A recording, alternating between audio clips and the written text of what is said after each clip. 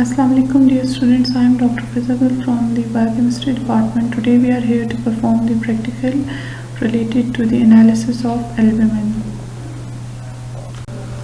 So this is basically about the important questions which are related to the albumin. It is basically a simple protein which is water soluble. The substances which contain albumins are called albuminoids, that is the egg white, lactalbumin and serum albumin.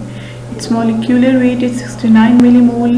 Plasma levels are 3 to 5 grams per deciliter.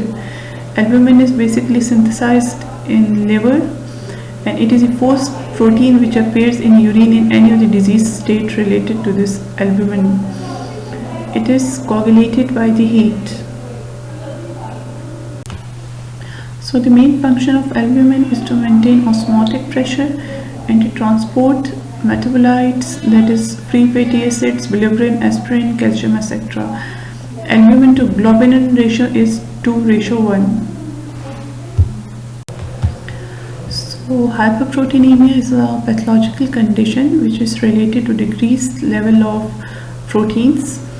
When serum protein levels are less than 2 grams per deciliter, it is called as hypoproteinemia. Since albumin is the most abundant protein in plasma, so hypoproteinemia is mostly always due to low levels of albumin. Low levels of proteins or albumin leads to the edema.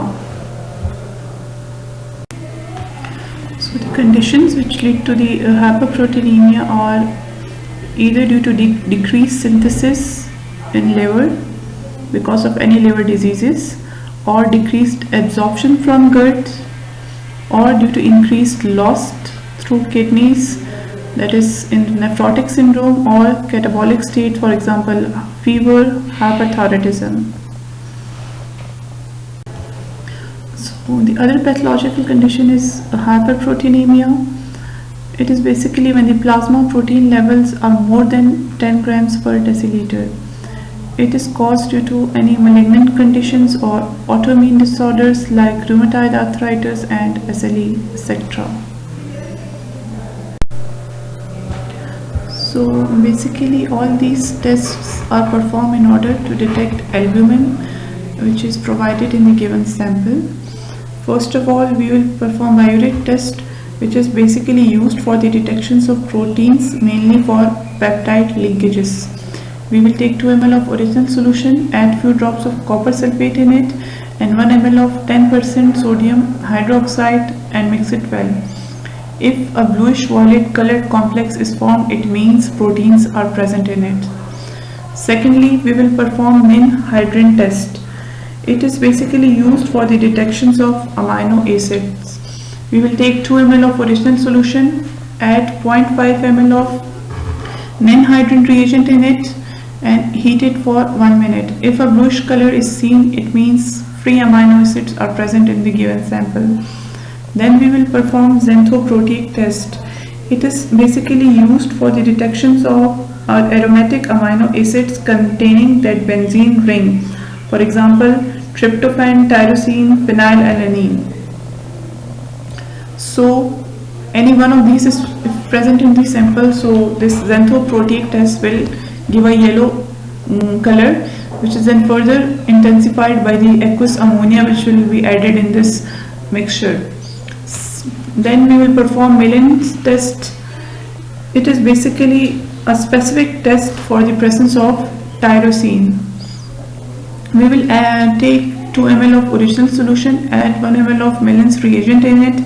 We will heat it and boil it.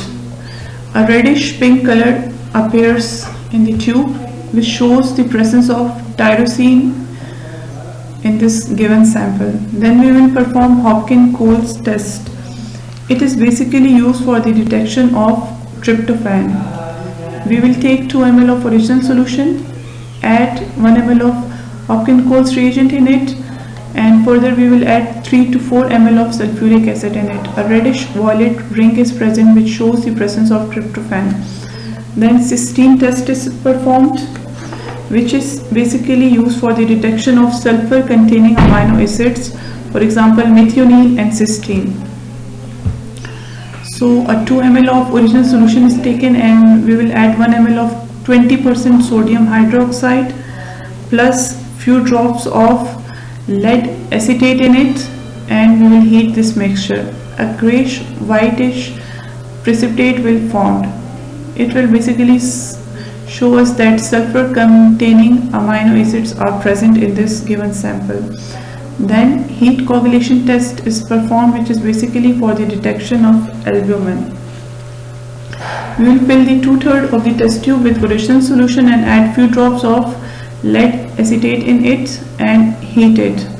A thick white coagulum is present in the upper part of the test tube, which shows the presence of albumin in the given sample.